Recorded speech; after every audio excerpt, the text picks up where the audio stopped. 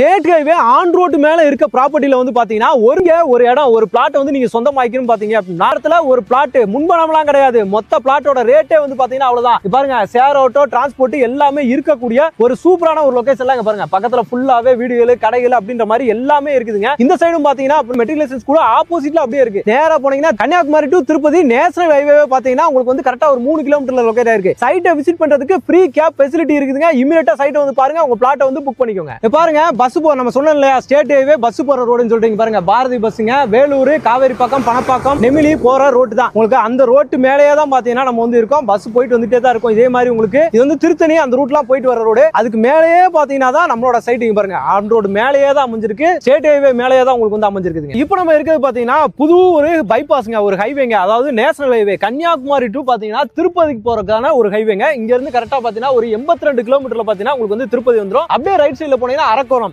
6 kilometre. இந்த பக்கம் ஓச்சேரி ஓகேங்களா. அந்த போற ரோட்ல தான் உங்களுக்கு கரெக்டா ஒரு 3 கிலோமீட்டர்ல அந்த ஜங்ஷன்ல இருந்து கரெக்டா ஒரு 3 கிலோமீட்டர்ல நம்மளோட சைட் வந்து லொகேட் ஆயிருக்கு. அது வந்து ஸ்டேட் ஹைவே சரிங்களா. இது வந்து